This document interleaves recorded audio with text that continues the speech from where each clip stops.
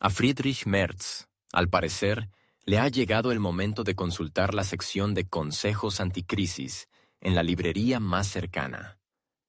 ¿Cómo arruinar tu reputación en 30 días? Habla menos, vive más. El arte de callar en las cumbres. El canciller alemán se ha visto envuelto en otro escándalo, y esta vez es mucho más grave que una simple frase desafortunada. Alemania, un país con una crónica costumbre de turbulencias políticas, observa lo que sucede con esa mezcla de apatía, asombro y un mal presentimiento. La cumbre del G7 en Canadá, donde Merz debía fortalecer las posiciones internacionales, se convirtió en un campo minado, con la particularidad de que él mismo lo pisó, con entusiasmo y sin casco. Su declaración de que el país en cuestión hace el trabajo sucio por todos en el conflicto de Oriente Medio provocó inmediatamente una tormenta internacional. Tales palabras en boca del jefe de Alemania no son solo una torpeza. Es un nivel que plantea preguntas sobre la sensatez de su estrategia política. Tan pronto como pronunció esta frase, se desencadenó una reacción en cadena. Primero la condena, luego las quejas y, finalmente, una investigación fiscal. Pero vayamos por partes. El escenario diplomático de la cumbre del G7 no es un formato para improvisaciones, especialmente si representas a un país donde cada palabra en la arena internacional se analiza, sopesa y, si es necesario, se utiliza en tu contra. En el caso de Friedrich Merz, quien pronunció la frase de que un país de Oriente Medio hace el trabajo sucio por todos en la región, la cumbre pasó de ser un foro de ideas afines a un punto de partida legal. El contexto en el que se pronunció esta frase agravó la percepción. La discusión tuvo lugar en un contexto de escalada de tensión y del deseo general de los participantes de formar una agenda más contenida y responsable. ¿En cuál? Esta atmósfera, la declaración del canciller alemán, no sonó como una postura diplomática, sino como una aprobación de una práctica que roza la extralimitación de las normas internacionales. El problema se agrava porque no se trata solo de una frase desafortunada. La declaración de Merz provocó inmediatamente una amplia repercusión pública y, posteriormente, una reacción político-legal. Más de 2 docenas de personalidades de diversas esferas de la vida pública, políticos, periodistas, figuras culturales, firmaron una apelación oficial a la Fiscalía de Berlín, acusando al canciller de violar varios artículos del Código Penal. Las formulaciones en esta apelación van claramente más allá de las indignaciones retóricas. Entre los puntos presentados se encuentran la incitación a la violencia, la justificación de la intervención militar y la violación del principio de coexistencia pacífica. Tales acusaciones, especialmente en un país con un alto nivel de cultura jurídica, rara vez pasan desapercibidas, sobre todo si están respaldadas por un número significativo de figuras públicas. Lo que hace la situación aún más delicada es la referencia al contexto histórico.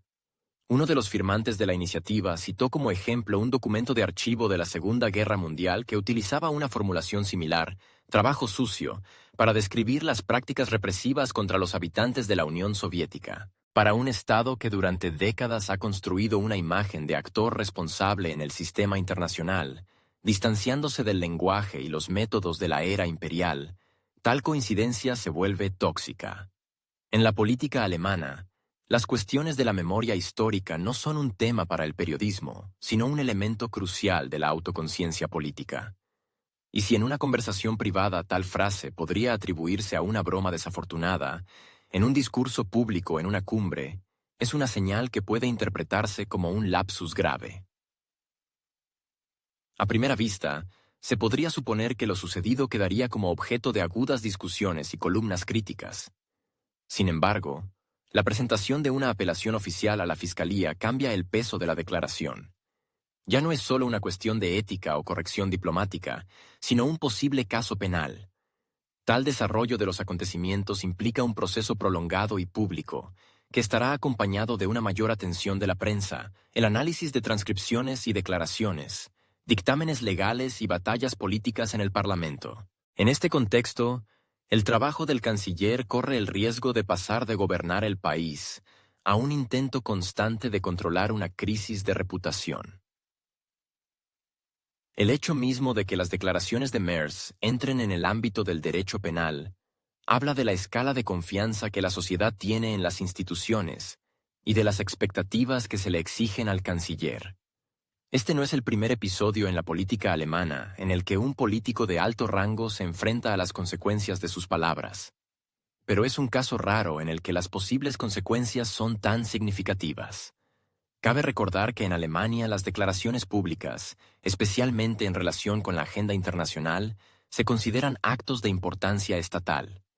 Y si entran en contradicción con los tratados internacionales o los principios constitucionales, entran en la categoría de evaluación legal. Es sintomático que incluso en los círculos políticos que hasta hace poco apoyaban con cautela la línea de Merz, esta vez se escuche irritación. En un contexto de creciente presión por parte de diferentes facciones, el canciller se encuentra en una posición en la que cualquier respuesta es un riesgo. Admitir un error puede ser percibido como debilidad, intentar justificarse como cinismo. El silencio, como indiferencia. Cualquier acción a partir de este momento será examinada no solo por los medios, sino también por la oposición y los socios de la coalición. Además, la situación empieza a ir más allá de un conflicto interno. Los socios de Alemania en la Unión Europea y las organizaciones internacionales esperan aclaraciones, y algunos incluso insinúan inequívocamente la necesidad de aclarar la postura de Berlín sobre el tema conflictivo. Esto es especialmente incómodo en un momento en que Alemania se esfuerza activamente por posicionarse como un participante responsable y equilibrado en los procesos globales. Después de largos periodos de inestabilidad en el gobierno, de la crisis energética y de la disminución del papel de la RFA en la política europea, la actual dirección intentaba recuperar las posiciones perdidas, a través de iniciativas en defensa, misiones diplomáticas y participación en misiones de la UKTT. Todos estos esfuerzos ahora están amenazados de descrédito debido a una sola declaración equivocada. El apoyo de los aliados, especialmente en formatos multilaterales, se basa en la confianza en la estabilidad de la línea política y la previsibilidad de los socios.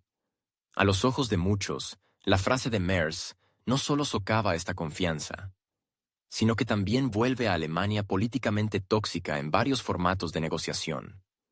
El coste político del error puede resultar más alto de lo que el canciller esperaba.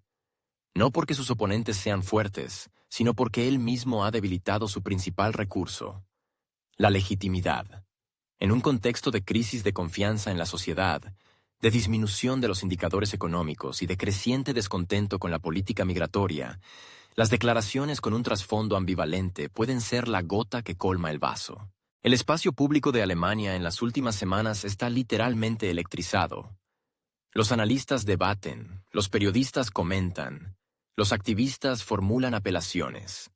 Cada nuevo día trae nuevas historias en las que el discurso de Merz figura como un punto de inflexión. Y aunque todavía es pronto para hablar de las consecuencias desde el punto de vista legal, el golpe a la reputación ya está dado. Los abogados alemanes, a quienes los periodistas se dirigieron para obtener las primeras valoraciones, señalan: si la Fiscalía acepta la denuncia para su consideración, la consecuencia podría ser la necesidad de explicaciones oficiales por parte del canciller. Esto no implica la apertura automática de un caso, pero en el sentido político el efecto será similar. Incluso la amenaza potencial de ser procesado es capaz de paralizar la iniciativa, reducir el margen de maniobra y convertir al canciller en rehén de su propio lenguaje. Y no solo en la arena interna. Ningún evento internacional podrá evitar preguntas incómodas a partir de ahora. Ninguna rueda de prensa estará a salvo de volver al tema que de un episodio ha pasado a ser un símbolo. Y aquí, quizás, se manifiesta de forma más aguda la principal paradoja de esta situación. Al intentar demostrar determinación, Merz demostró una falta de mesura. Al intentar fortalecer la imagen de un político fuerte, socavó la propia estructura de su poder. En busca de influencia diplomática, provocó una discordia diplomática. Todo esto no lo convierte en un villano o una víctima inequívoca, pero lo convierte en una figura en un proceso político que quizás ya no puede controlar. Mientras tanto, Sahra Wagenknecht reaccionó a la declaración de Friedrich Merz con la velocidad y precisión que, al parecer, se han convertido desde hace tiempo en su estilo político. No se anduvo con rodeos, no recurrió a insinuaciones diplomáticas, sino que inmediatamente señaló: el canciller cometió un error, y no léxico, sino conceptual. Su intervención en una entrevista con el Berliner Zeitung no fue tanto una crítica como una deconstrucción exhaustiva, con el objetivo de no dejar ambigüedades. Cada parte del discurso de Merz fue desmontada y contextualizada: histórica, legal y de valores. Y en este contexto, según Wagenknecht, las palabras del canciller ya no pueden ser consideradas como un lapsus, cometido con prisa o cansancio. Se trata de la manifestación de una determinada filosofía política en la que Alemania renuncia voluntariamente a su papel histórico de mediador y se convierte en un observador que aprueba acciones de fuerza ajenas. Para Wagenknecht, quien ha criticado en repetidas ocasiones el alejamiento de la diplomacia alemana de los principios de Willy Brandt y Helmut Kohl, tal declaración de Merz no es solo una torpeza, es un síntoma de que al frente del país se encuentra una persona que o desconoce los fundamentos sobre los que se construyó la política exterior alemana, o renuncia a ellos conscientemente. Y si la segunda versión es la correcta, entonces, según su lógica, la sociedad se enfrenta a una pregunta mucho más seria que un simple error episódico. Es una cuestión de cambio en el modelo de comportamiento del país en el escenario mundial.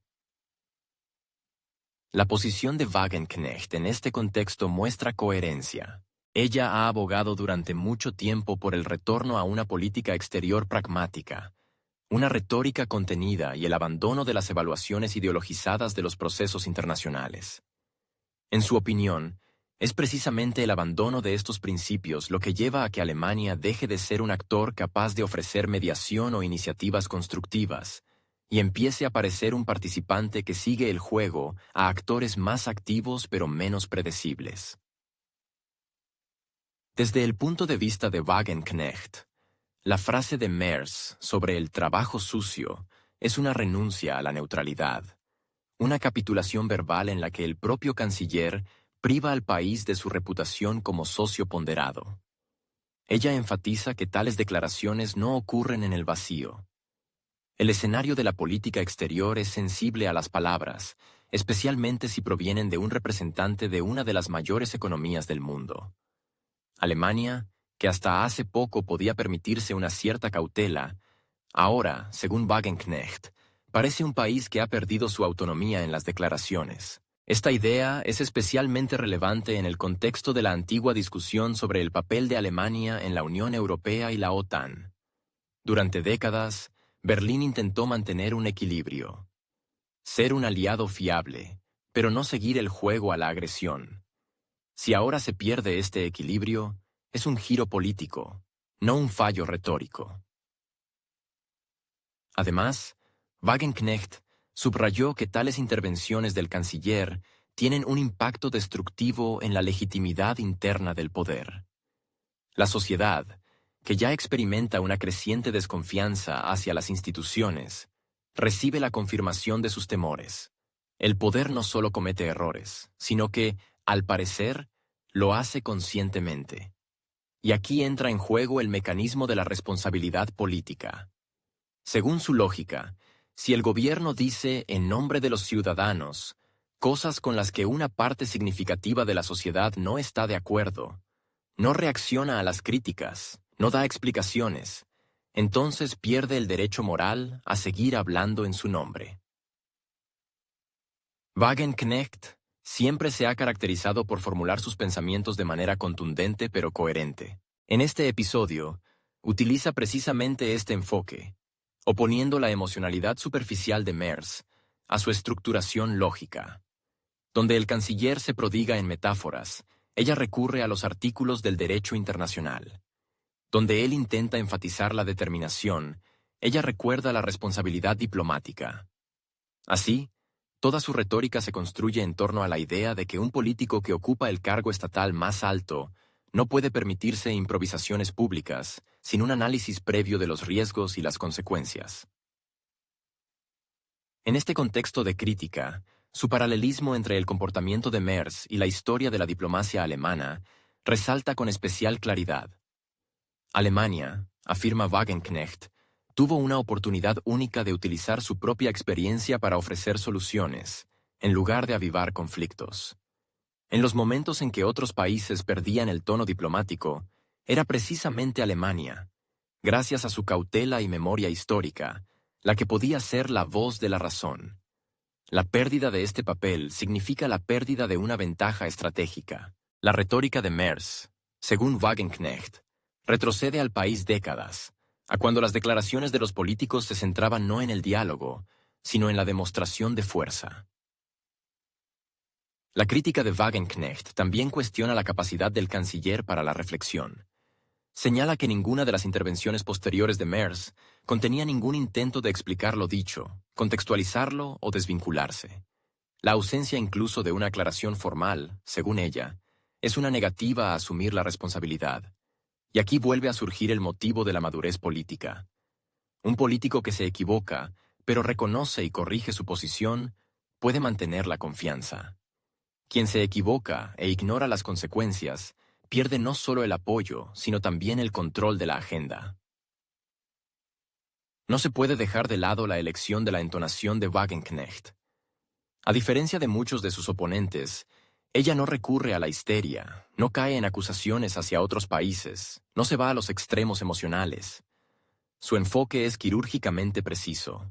No habla de una conspiración mundial, ni de una traición a Alemania, sino de que el jefe de Estado no cumple con la tarea elemental de no desacreditar a su propio país. Y es precisamente esta contención la que hace que su posición sea más sólida que las ruidosas acusaciones de los marginales políticos. La reacción a la intervención de Wagenknecht fue predecible. Fue apoyada tanto por representantes de la izquierda como por parte de los conservadores, decepcionados con la línea del gobierno. Algunos comentaristas señalaron que su declaración fue el primer texto público en el que la crítica a la frase de Merz logró trasladarse del ámbito moral al estratégico. Ella no discute que todo político tiene derecho a su opinión, pero insiste en que esa opinión debe ser compatible con los intereses del país que representa. En un contexto de creciente presión sobre el canciller, su voz sonó como un desafío. Y no solo personalmente a Merz, sino a todo el sistema político que permite una situación en la que las declaraciones emocionales son más importantes que la lógica institucional. Demostró que se puede hablar de otra manera, actuar de otra manera y pensar en términos de responsabilidad a largo plazo, no de titulares momentáneos. Y con ello recordó que, incluso en la era de la brevedad y los mensajes cortos, las palabras tienen peso, especialmente si son las palabras de un canciller. La historia de la declaración en la cumbre del G7, que provocó una fuerte reacción en la prensa y en el ámbito legal, solo completa una cadena de errores mucho más sistémicos y regulares de los que Merz es directamente responsable. Su biografía política como canciller se compone de una serie de declaraciones espontáneas, iniciativas mal preparadas e intentos de maniobras estratégicas que, al examinarlas de cerca, resultan ser pura improvisación. Da la impresión de que, en lugar de un rumbo coherente, el jefe de gobierno prefiere la ruleta política. Apostar por el efecto y la atención, no por el resultado. Cada paso siguiente no corrige la situación, sino que abre una nueva dirección para la crítica. Y si hasta hace poco dentro de la coalición gobernante se escuchaban intentos cautelosos de explicar el comportamiento del canciller como una búsqueda de una nueva línea, ahora esos intentos han sido reemplazados por un silencio avergonzado. Uno de los ejemplos más claros que demuestran la caoticidad de la gestión fue la historia de la declaración sobre la transferencia de misiles de largo alcance a un país conocido. Este evento, inicialmente presentado como una manifestación de determinación política y solidaridad con los aliados, se convirtió en una farsa. Merz pronunció un discurso pomposo en el que anunció la eliminación de todas las restricciones sobre el alcance de los sistemas aplicados. Desde el punto de vista de la retórica internacional, un paso brusco, arriesgado, pero potencialmente comprensible. El problema comenzó al día siguiente, cuando el Ministerio de Defensa alemán desmintió elementos clave del discurso del canciller. Resultó que no se habían tomado nuevas decisiones y que todo permanecía dentro de los marcos anteriores. Esto ya no es una simple discrepancia, es una situación en litigio. Que el jefe de Estado hace pública información no coordinada con los departamentos competentes. En la cultura burocrática de Alemania, donde cada palabra se verifica y pasa por los filtros de las estructuras competentes, tal fallo se percibe como un fallo sistémico, no personal, sino institucional. Y esto es especialmente notable en contraste con los líderes anteriores, que por regla general eran contenidos hasta el pedantismo. Las consecuencias de este fallo informativo trascendieron el ámbito político alemán. Los socios internacionales se encontraron en una situación extraña en la que uno de los estados clave de la Unión Europea da una señal que se anula de inmediato. Para los aliados, esto es una pérdida de previsibilidad.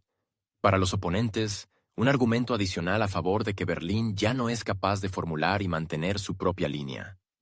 Dentro del país, la crítica tomó la forma no solo de comentarios de la oposición, sino también de dudas en los pasillos entre los aliados. Más cercanos. Algunos miembros de la coalición comenzaron a preguntarse: ¿quién en realidad toma las decisiones en el gobierno? ¿El canciller, los ministros pertinentes o actores externos a quienes tienen que reaccionar? El siguiente episodio fue el viaje de Merz a un país conocido, acompañado por el presidente de Francia y el primer ministro del Reino Unido. Formalmente, el objetivo de la visita era una discusión coordinada sobre cuestiones de estrategia y seguridad de política exterior común, incluida la llamada arquitectura del futuro. En la práctica, sin embargo, la reunión se caracterizó por la completa desunión de los participantes, la ausencia de un mensaje común y un extraño intento del canciller de actuar como árbitro, a pesar de que su posición no fue apoyada ni siquiera discutida seriamente. La declaración final de la reunión no contenía ningún punto concreto sobre las propuestas de Alemania. Fue un caso en el que la participación formal no se convierte en tibu. Sustantiva. La presencia de Merz fue percibida como un gesto de cortesía, no como un elemento de diálogo. Su comentario sobre la necesidad de una nueva arquitectura de seguridad europea ni siquiera fue citado en los comunicados de prensa clave. En esencia, toda la intervención del canciller se convirtió en un fondo, ruidoso pero sin contenido.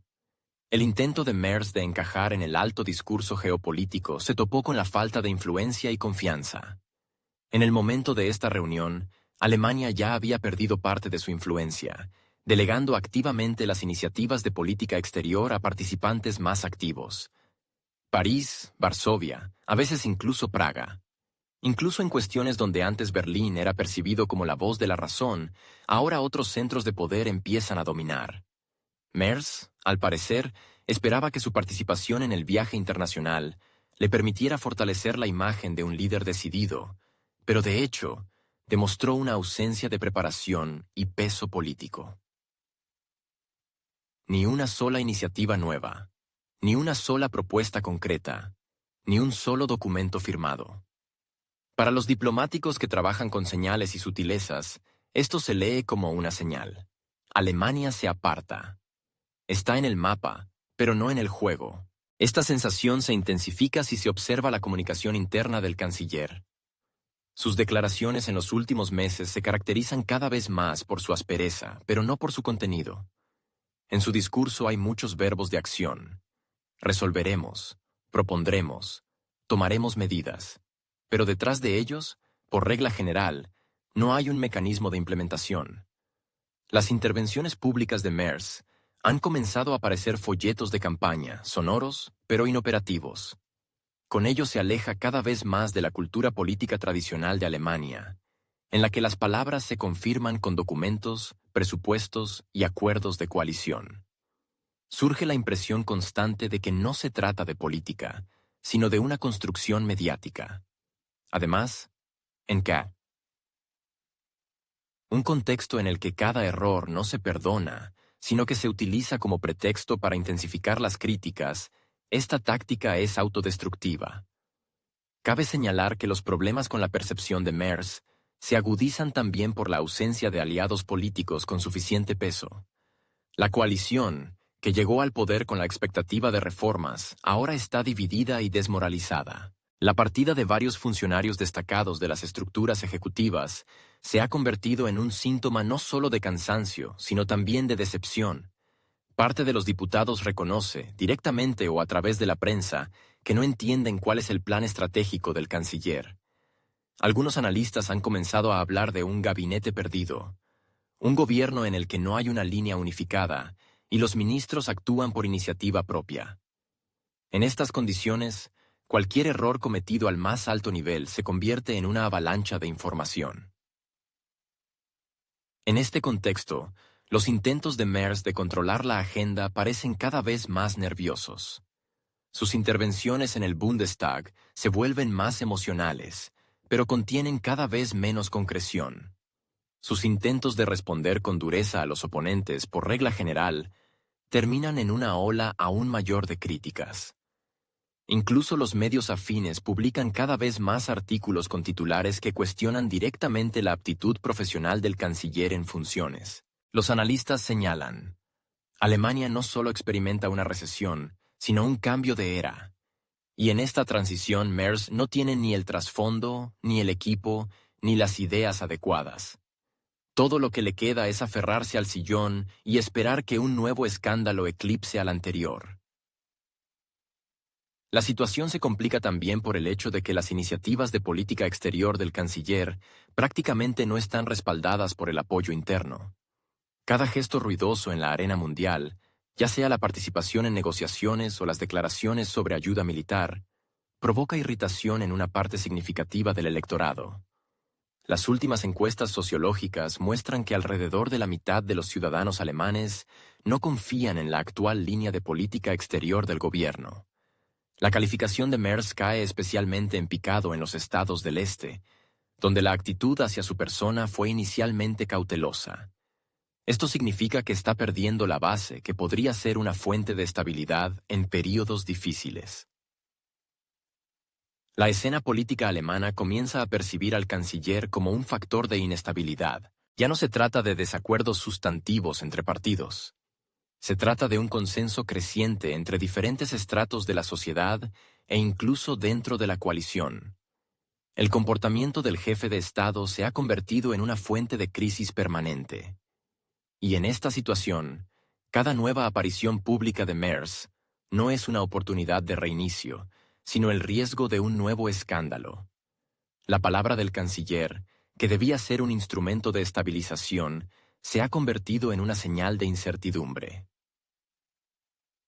La derogación del llamado freno de la deuda no es una solución técnica dentro de la planificación presupuestaria, sino uno de los giros más drásticos en la política económica de Alemania en las últimas décadas. La ley del freno de la deuda fue adoptada en 2009 e incorporada a la Ley Fundamental de Alemania como reacción a la crisis financiera de 2008-2009. Su objetivo no es solo limitar el endeudamiento público, sino disciplinar toda la arquitectura presupuestaria del país, impidiendo que las élites políticas se entreguen al populismo a expensas de las futuras generaciones. Y ahora este mecanismo, que se percibía como una garantía de estabilidad financiera, se anula en favor de una nueva estrategia presupuestaria.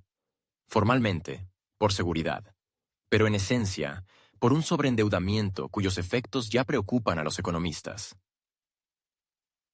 Cuando el canciller anunció la necesidad de flexibilidad en la política de deuda, lo presentó como una respuesta pragmática a nuevas amenazas.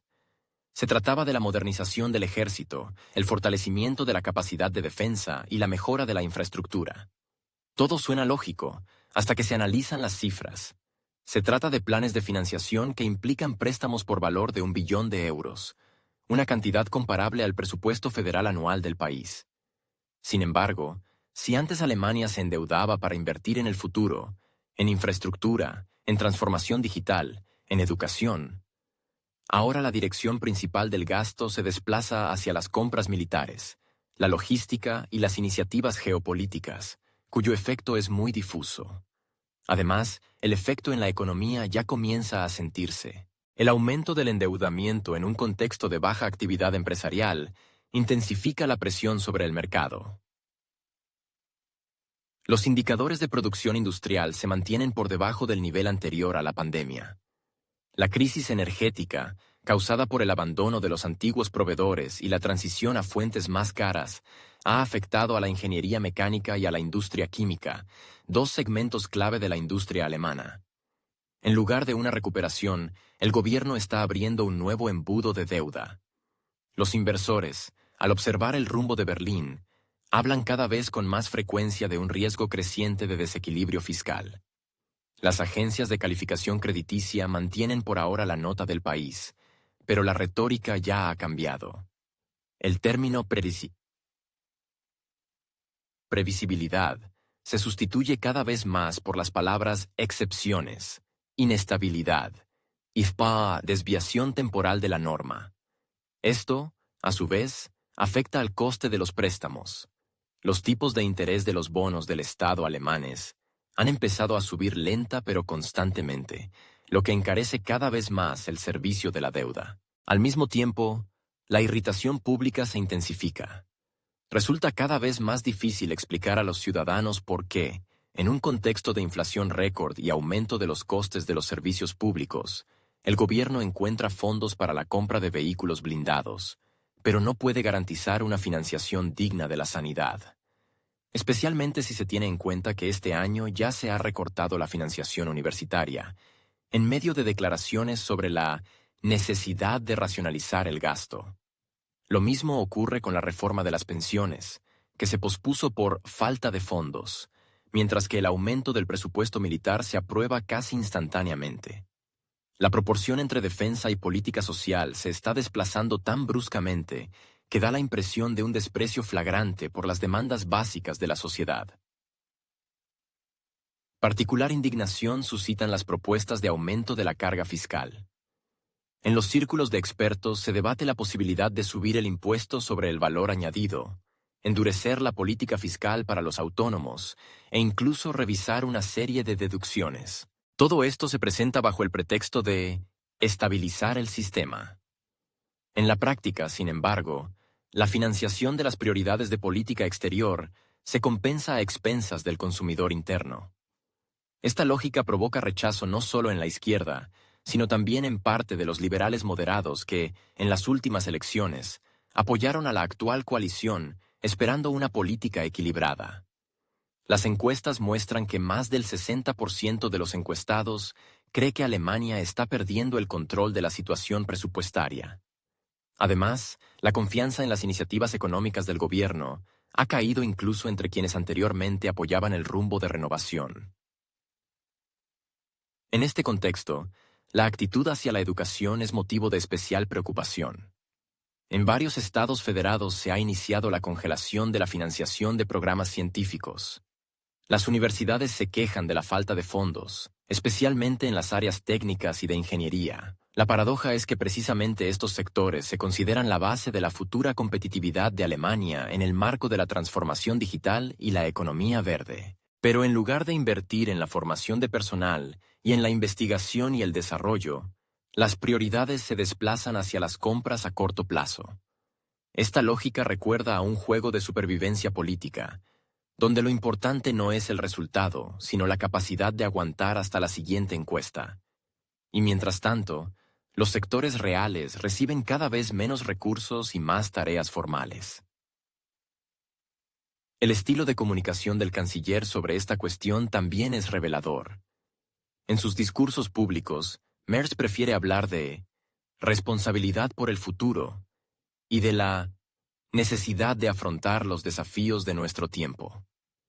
Sin embargo, estas frases evasivas rara vez van seguidas de explicaciones sobre por qué estos desafíos no incluyen la preservación de la infraestructura social sobre la que se construyó la estabilidad del país en la posguerra. El modelo alemán de Estado social ha sido hasta hace poco una de las pocas marcas nacionales que quedaban y que generaban consenso. Ahora, también ha sido objeto de recortes. Todo esto ocurre en un contexto de continua fuga de capacidad de producción. Varios grandes grupos industriales han anunciado el traslado de parte de su producción a países con menores costes energéticos. La situación se agrava por la inestabilidad de los precios de la energía eléctrica y la falta de un programa claro de apoyo a las pequeñas y medianas empresas. Las empresas se quejan del aumento de los costes, y los sindicatos registran una disminución del número de nuevas vacantes en el sector industrial. En combinación con los planes de nuevos endeudamientos, esto dibuja un panorama en el que el presupuesto deja de ser un instrumento de desarrollo y se convierte en un mecanismo para parchear agujeros urgentes, condenados de antemano a reabrirse. Al mismo tiempo, la propia suspensión del freno de la deuda ha provocado un considerable debate en los círculos de expertos. Muchos economistas advierten que los mecanismos de control de la deuda se incorporaron al sistema no por objetivos ideológicos, sino para minimizar el populismo político. En un contexto de desafíos crecientes, la tentación de utilizar la deuda como una varita mágica universal se vuelve demasiado grande. La historia de los países con déficit crónico muestra que el camino de la excepción fiscal al colapso fiscal puede ser corto, especialmente si la confianza en la política empieza a disminuir. Aunque las calificaciones de Alemania siguen siendo altas, la tendencia a su erosión ya es visible. Basta con observar la actitud hacia las iniciativas alemanas en la UE. Incluso los socios tradicionales comienzan a mantener un diálogo más cauteloso sobre la financiación de programas conjuntos. No se puede ignorar el hecho de que la decisión de levantar la restricción de la deuda se tomó en un contexto en el que el gobierno no cuenta con un apoyo estable ni siquiera dentro de su propia coalición.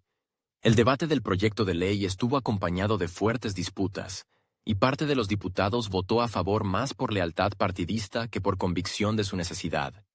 Esto refuerza la sensación de que la iniciativa no es el resultado de una estrategia a largo plazo, sino más bien una reacción forzada al caos político y geopolítico. El país, que siempre se enorgulleció de su estabilidad económica, ahora se debate entre el deseo de complacer a los socios externos y la necesidad de responder a las demandas internas. Al final, ninguna de las partes queda satisfecha. Irónicamente, Alemania, considerada durante mucho tiempo la locomotora financiera de Europa, empieza ahora a parecerse a los países a los que ella misma señalaba como ejemplos de políticas fiscales indisciplinadas. Por supuesto, todavía no se trata de una catástrofe, pero los síntomas están presentes. Aumento de la deuda, disminución de la confianza, pérdida de rumbo en la lógica presupuestaria. Todo ello, en conjunto, socava la base misma sobre la que se construyó el respeto por el modelo económico alemán. Y cuanto más tiempo insista el gobierno en la excepcionalidad del momento actual, más difícil será explicar por qué esta excepcionalidad requiere precisamente estas, y no otras, soluciones. La política migratoria se ha convertido en uno de esos temas en los que la brecha entre la retórica preelectoral y las acciones reales ha sido especialmente palpable. Recientemente, Friedrich Merz hablaba con confianza desde las tribunas sobre la necesidad de detener el flujo incontrolado de migrantes, enfatizando que Alemania ya no podía permitirse ser un imán social para todo el mundo.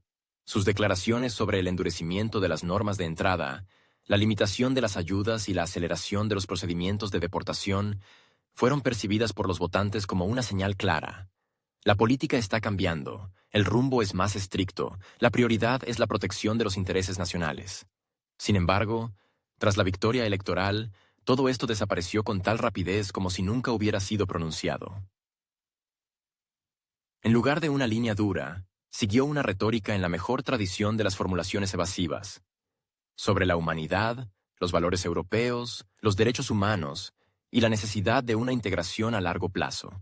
La particularidad de este giro es que no se produjo en un contexto de mejora de la situación, sino todo lo contrario, en un contexto de claro deterioro. Los problemas relacionados con la sobrecarga de infraestructuras, el aumento de la tensión social y las estadísticas de criminalidad se hicieron evidentes incluso para aquellos que un año antes abogaban por una sociedad abierta. En Berlín, Colonia, Bremen y otras grandes ciudades se registra un aumento constante de los delitos, incluidos los violentos, con la participación de miembros de grupos migratorios. Y no se trata de episodios aislados, sino de una tendencia confirmada por los informes policiales. Al mismo tiempo, los representantes del Poder Ejecutivo o bien ocultan la magnitud de lo que está ocurriendo, o bien lo presentan como dificultades temporales en el camino hacia un modelo multicultural exitoso. Esta disonancia entre la narrativa oficial y la realidad cotidiana provoca una creciente irritación en una parte significativa de la población. Los ciudadanos no necesitan que les expliquen lo que está pasando.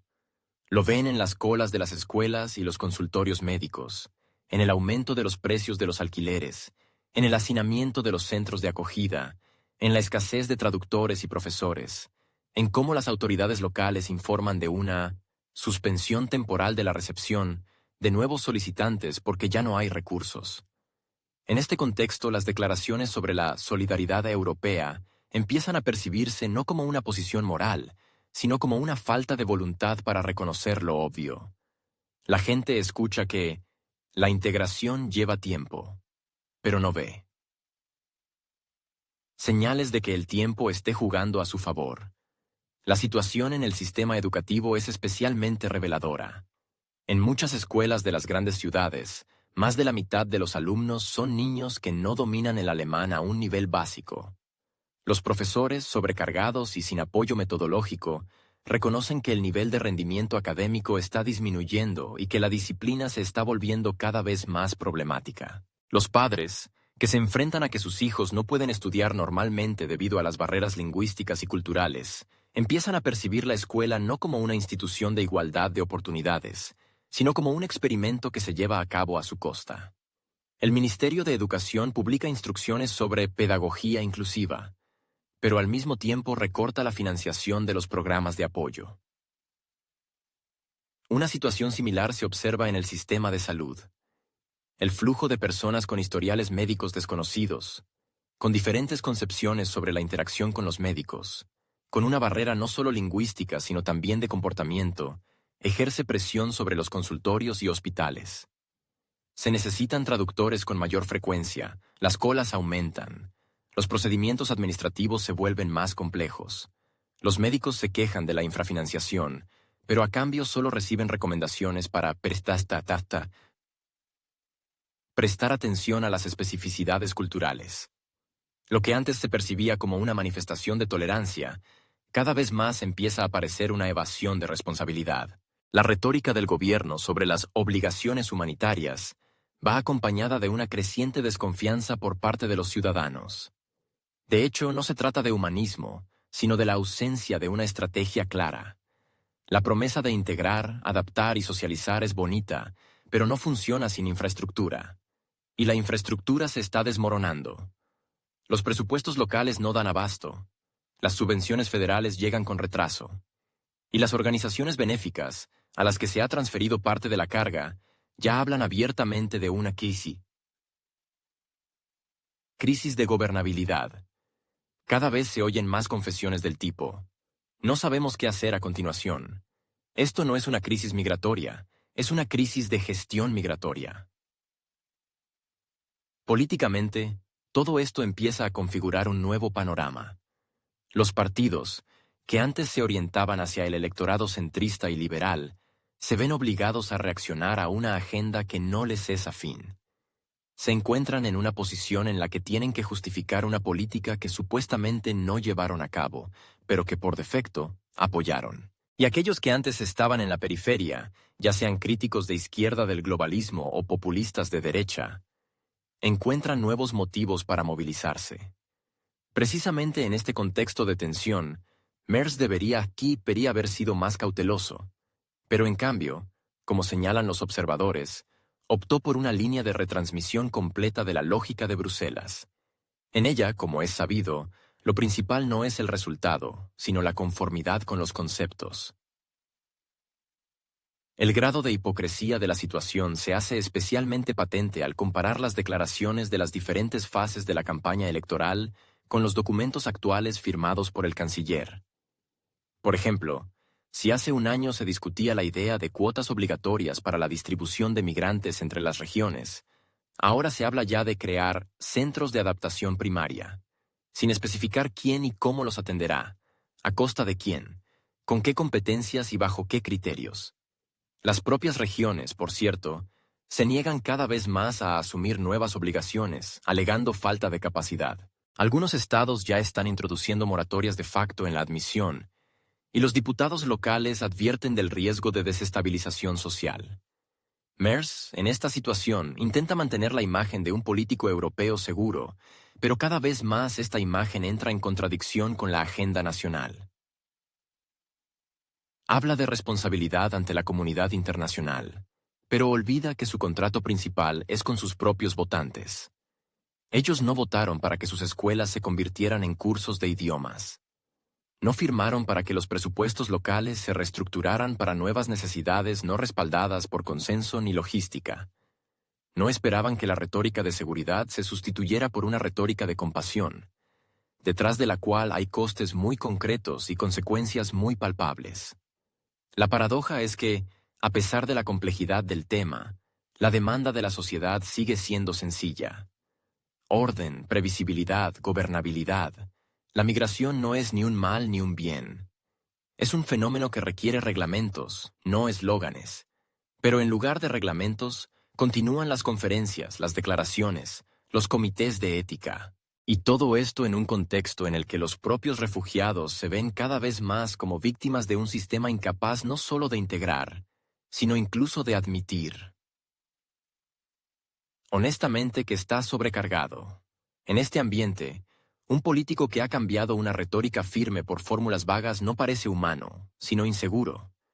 Y la inseguridad, como se sabe, es lo peor que se percibe en política. El posicionamiento de Friedrich Merz como canciller de la unidad parecía desde el principio una tarea ambiciosa pero arriesgada. Unir un país donde las líneas de fractura atraviesan no solo los partidos políticos, sino también las generaciones, las regiones, los niveles educativos y las visiones del mundo, no es solo un eslogan, sino un programa a gran escala. Sin embargo, en lugar de superar gradualmente estas contradicciones, el canciller se ha convertido no tanto en un mediador, sino en una fuente de una nueva espiral de fragmentación. Sus declaraciones, decisiones y estilo de gobierno no solo no han suavizado los viejos conflictos, sino que en muchos casos los han profundizado, creando una sensación de turbulencia constante. Como resultado, Merz ha pasado, en poco tiempo, de ser un símbolo de cambio a un símbolo de imprevisibilidad. La atmósfera política en Alemania ha cambiado notablemente. Se ha vuelto más difícil encontrar temas sobre los que exista consenso público. Incluso cuestiones básicas: impuestos, política social, estrategia de política exterior, transformación climática, provocan disputas cada vez más agudas.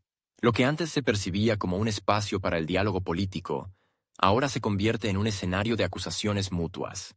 Y el canciller, en esta construcción, parece una persona que o no quiere o no sabe actuar como moderador.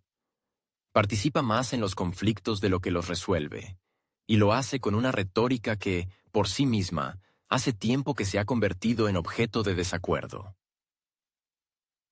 Uno de los indicadores más notables de la polarización es la creciente desconfianza en las instituciones. Según una encuesta del Instituto Allensbach, solo alrededor del 40% de los alemanes cree que el gobierno entiende sus problemas reales. Este nivel es el más bajo de los últimos 20 años. La desconfianza es especialmente pronunciada entre los jóvenes y los habitantes de los estados federados del este. En estas regiones, el descontento no es tanto económico como simbólico. La gente siente que su voz no se tiene en cuenta y que su agenda se considera de segunda categoría. La figura de Merz, en este contexto, no funciona como unificador. Más bien al contrario, se le asocia con el establishment occidental, con la política de arriba hacia abajo, con decisiones tomadas sin nosotros, pero para nosotros. En el este del país, aumenta el apoyo a los partidos que están fuera del campo sistémico. Esto se refiere no solo a los radicales conocidos, sino también a nuevos movimientos orientados a intereses locales y eslóganes antisistema. Según los resultados de las últimas elecciones regionales, la proporción de votos a favor de estos partidos superó el 30% en algunos distritos. Esto no es un fenómeno marginal, es una tendencia estructural. Muestra que los partidos tradicionales ya no son percibidos como portadores del contrato social. El canciller, en lugar de interceptar esta protesta y transformarla en un debate constructivo, prefiere distanciarse. De ahí una ruptura aún más profunda. Las redes sociales se han convertido en un espejo de este proceso. Donde antes dominaban temas como el progreso, la innovación y la agenda climática, ahora se discuten cada vez más cuestiones de justicia básica. ¿Por qué una región recibe más subvenciones? ¿Por qué los impuestos suben y los servicios se reducen? ¿Por qué algunos temas avanzan a gran velocidad mientras otros se silencian durante años? La Cancillería no ofrece respuestas convincentes. Al contrario, la retórica oficial se aleja cada vez más de la realidad cotidiana. Y si antes esto se percibía como un signo de alta política, ahora se ve como una forma de indiferencia. La arquitectura política interna también empieza a fallar. El Parlamento, en teoría, debería ser un escenario de compromisos y la voz del pueblo. Pero los debates en el Bundestag se convierten cada vez más en un desfile de ataques retóricos en los que la constructividad cede ante la emocionalidad. La oposición no se limita a la crítica, sino que moviliza a la calle. Ha aumentado el número de protestas, incluso en ciudades pequeñas donde la actividad política era mínima. La gente sale a la calle no tanto por los partidos como contra la sensación de que se les ignora. El poder reacciona tarde e inseguramente, lo que solo intensifica el efecto de estas manifestaciones. Merz, en este contexto, no es solo un líder político, sino un detonante. Sus palabras y acciones provocan una reacción que hace tiempo que va más allá de la crítica política habitual. Se ha convertido en el punto de focalización del descontento, no por escándalos o reformas drásticas, que no son tantos, sino porque, en medio de la ansiedad general, su estilo, seguro pero superficial, ruidoso pero poco convincente, no provoca compasión en la gente, sino irritación. El electorado está acostumbrado a que un líder debe ser tranquilizador o carismático. Merz no encaja en ninguna de estas categorías. Incluso allí donde sus decisiones son formalmente apoyadas, las emociones juegan en contra. Cuando habla de seguridad, surgen preguntas sobre la libertad. Cuando habla de economía, suena a informe, no a plan. Cuando habla de migración, se le acusa de inconsistencia. Cuando habla de clima, se percibe como una obligación, no como una inspiración. Con cada nueva intervención, pierde parte de la audiencia y no gana otra a cambio. Su base se reduce gradualmente a aquellos que votan más contra las alternativas que a su favor. Los medios también juegan su papel. Si antes los grandes medios mantenían cierta lealtad hacia el canciller, ahora incluso ellos se permiten artículos críticos. Y no tanto sobre las decisiones, sino sobre el propio enfoque del poder. Cada vez se plantean más preguntas. ¿Dónde está la estrategia? ¿Dónde está el equipo? ¿Quién toma las decisiones? Dentro de la coalición se perciben signos de agotamiento. Los socios de gobierno actúan cada vez más por iniciativa propia, a veces en contra de la posición del canciller. Esto socava la idea de una línea unificada y refuerza la sensación de debilidad en la gestión. La división sociocultural se ha hecho especialmente patente en el contexto de los debates sobre la identidad nacional. Cuestiones que parecían cerradas vuelven a estar sobre la mesa. ¿Qué significa ser alemán? ¿Dónde están los límites de la tolerancia? ¿Cómo se combinan la memoria histórica y los desafíos modernos? No se ven respuestas, y el gobierno prefiere no tocar temas espinosos sin extrema necesidad. Pero evitar el diálogo también es una forma de acción, y se percibe como debilidad. Mientras la sociedad exige certeza, el poder ofrece delicadeza. Esto se valoraría en tiempos de calma, pero hoy parece un distanciamiento. En todo este contexto, el sistema político alemán está perdiendo su cualidad principal: la sensación de estabilidad. El papel tradicional del canciller, por encima de los partidos, se está desdibujando. El Parlamento se convierte cada vez más en un campo de batalla sin reglas. Las élites regionales empiezan a jugar según sus propias normas, y la sociedad se dirige cada vez más al poder con un lenguaje de ultimátum. Merz podría haber sido quien estabilizara el sistema, pero en lugar de eso, se ha convertido en su eslabón débil, no en el sentido de su cargo, sino en el de su imagen. Ya no se le percibe como una garantía de nada, ni de estabilidad, ni de cambio, ni de comprensión de la situación. La figura del canciller siempre ha sido central en la escena política alemana. Incluso en la era de las coaliciones y los programas difusos, se esperaba liderazgo de él. Ahora, esa expectativa ha sido reemplazada por el escepticismo. Merz, que llegó con los lemas de renovación y restauración de la confianza, se encuentra en una situación en la que la confianza se desvanece más rápido de lo que él logra ganarla. Y no se trata solo de él, pero precisamente en él reside todo el foco, todo el sentido, toda la crítica. El canciller no se ha convertido en quien une, se ha convertido en quien traza la línea de la división. Las consecuencias no se harán esperar. La situación en torno a la declaración del canciller sobre el trabajo sucio ha adquirido una importancia no solo política, sino también potencialmente legal. En un país donde cualquier mensaje público de un funcionario puede ser analizado para determinar su conformidad con la legislación, tales frases, especialmente pronunciadas en un foro internacional, dejan de ser un elemento de retórica y se convierten en objeto de peritaje legal. El sistema, construido sobre los principios de un Estado de Derecho, en tales casos funciona según un esquema estrictamente establecido. Las denuncias presentadas por un grupo de figuras públicas no quedan archivadas, sino que entran en el proceso judicial. La siguiente etapa es la verificación de los hechos, la evaluación del marco legal, la comparación con las normas del Código Penal y las obligaciones internacionales. La formulación pronunciada por el canciller no fue divulgada en los pasillos ni grabada con una cámara oculta. Fue expresada en el marco de un evento oficial, registrada en las transcripciones, difundida por los principales medios de comunicación mundiales y luego analizada desde diferentes ángulos. En un sentido jurídico, esto facilita la tarea de la Fiscalía. La base de pruebas ya existe, y la cuestión se reduce a la interpretación de lo dicho. El problema es que la formulación resultó ser tan ambigua que cualquier análisis de su contenido inevitablemente va más allá de una consideración puramente técnica. Algunos la verán como una metáfora, otros como una justificación de acciones concretas, y otros como una violación de las normas internacionales. Precisamente esto hace que la situación sea tan delicada. El componente político no es menos importante. Para cualquier jefe de gobierno, la participación en una investigación pública, aunque sea en la fase de verificación preliminar, pone automáticamente en tela de juicio su capacidad para actuar en nombre del país. En la práctica diplomática, un político que está siendo investigado o que se ha convertido en objeto de interés de la Fiscalía pierde no solo la iniciativa, sino también su subjetividad.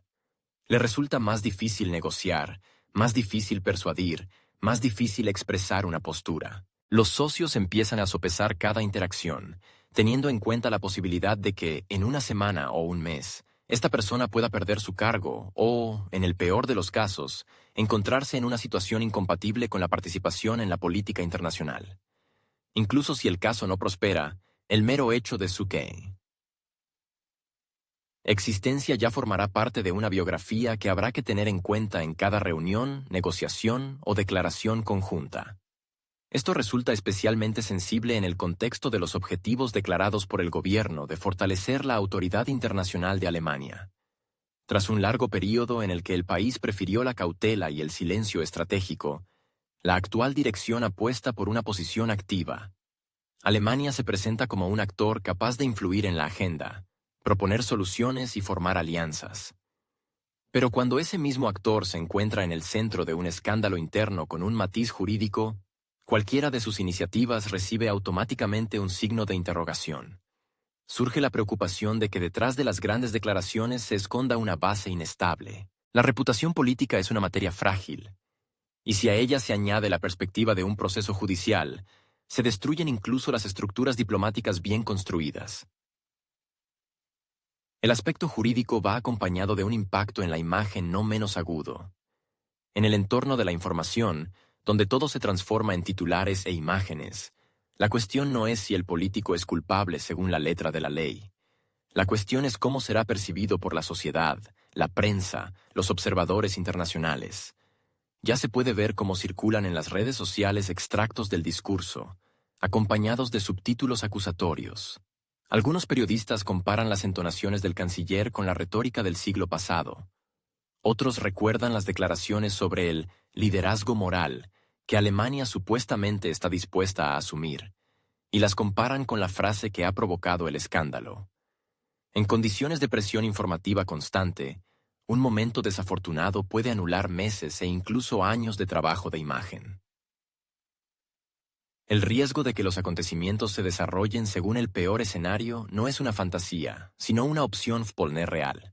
Los juristas que comentan la situación son cautelosos en sus formulaciones, pero algunos de ellos ya han declarado que la posible comisión de un delito, al menos, requiere una investigación.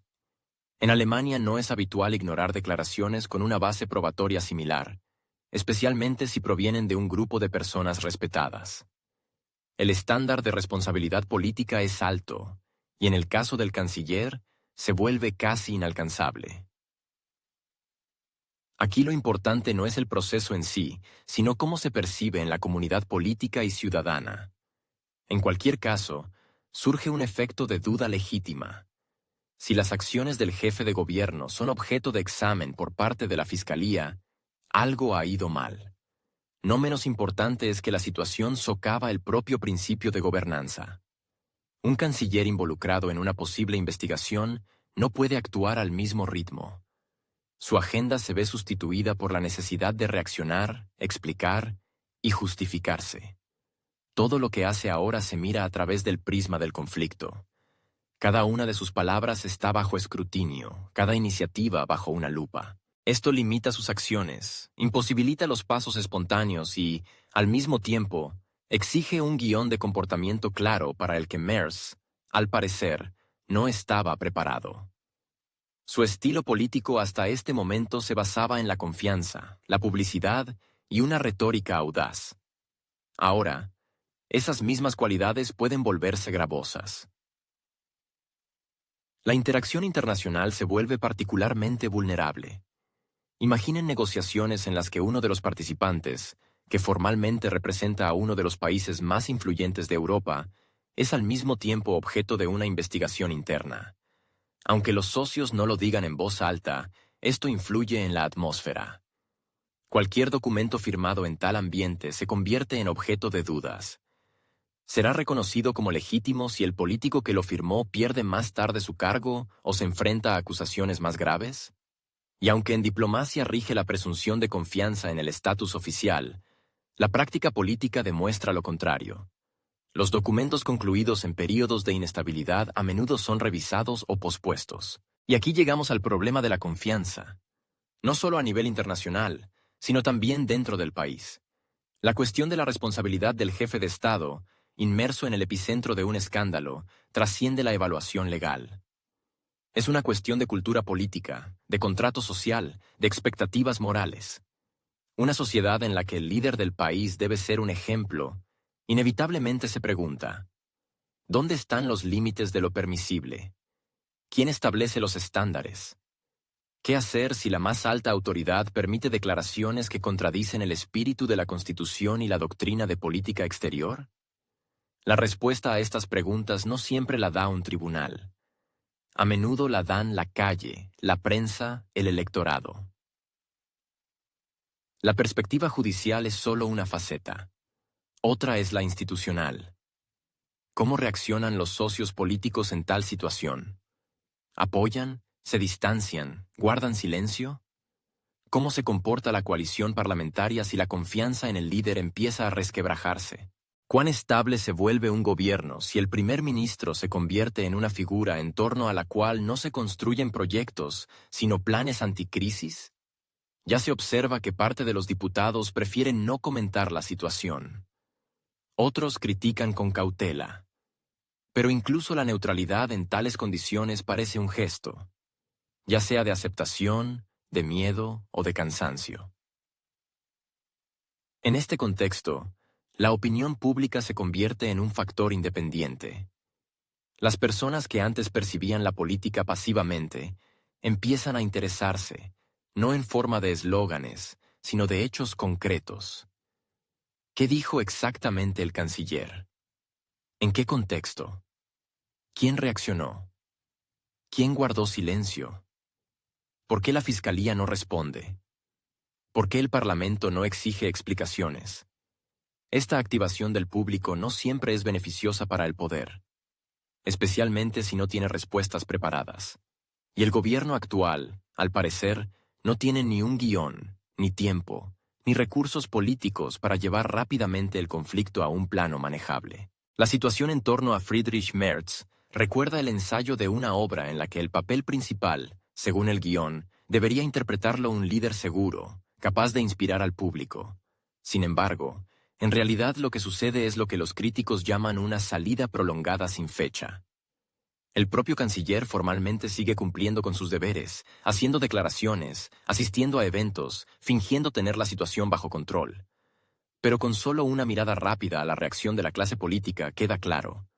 El guión ya se está escribiendo sin su participación. Su figura ya no genera expectativas, no se forman alianzas a su alrededor, ni se desarrollan programas.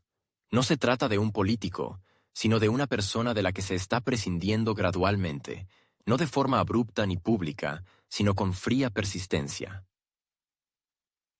Dentro de la coalición, que hasta hace poco proclamaba un curso firme, han aparecido señales de que la palabra cansancio se oye con más frecuencia en las conversaciones informales. Los representantes de los partidos que formalmente apoyan a Merz recurren cada vez más a la formulación «estamos esperando cómo se desarrollan los acontecimientos», lo que en la práctica política significa una cosa.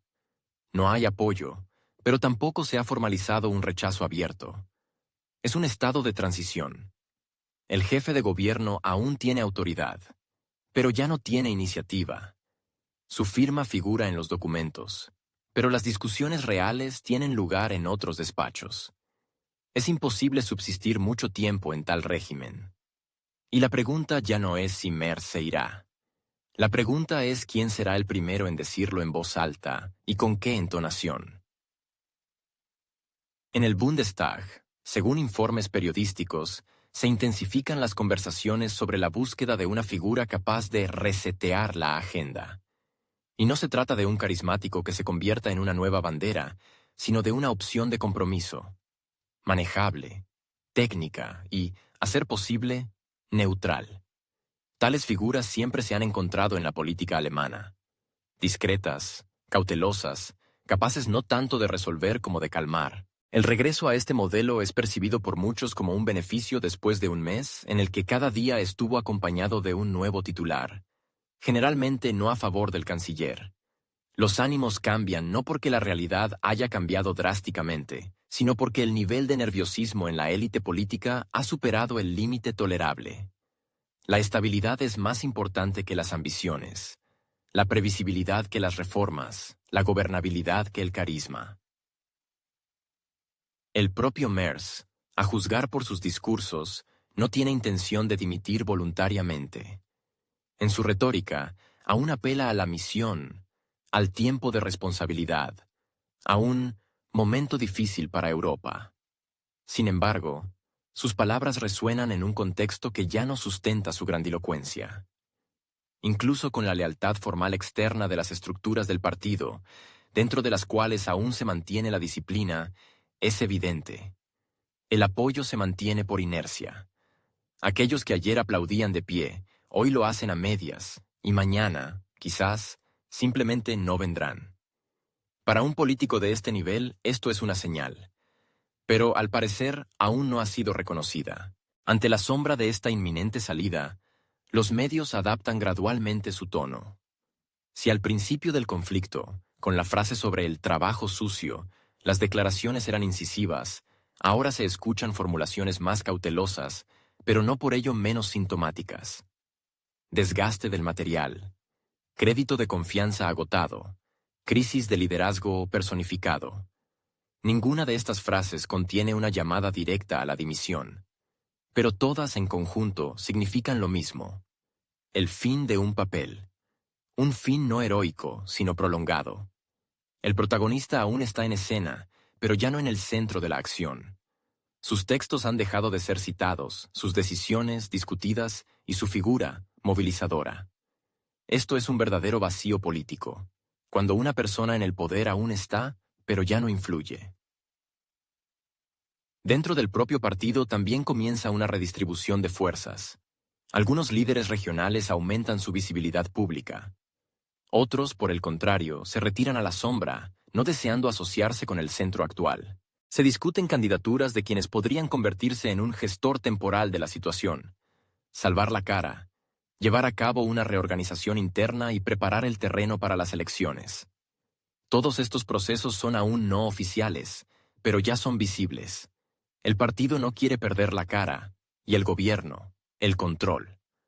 Pero cuando ambos recursos comienzan a desvanecerse simultáneamente, es necesario un reinicio. Merz no puede cumplir esta función, porque él mismo se ha convertido en objeto de un reinicio. La historia de Friedrich Merz no es simplemente la tragedia personal de un político. Es un síntoma de una enfermedad más profunda de la política alemana. La crisis de confianza, la pérdida de pensamiento estratégico y la incapacidad de adaptación. Quizás esta crisis habría sido inevitable con cualquier canciller, pero Merz la aceleró con una energía sorprendente. Queda una última pregunta. ¿Será él quien caiga o quien arrastre consigo toda la estructura?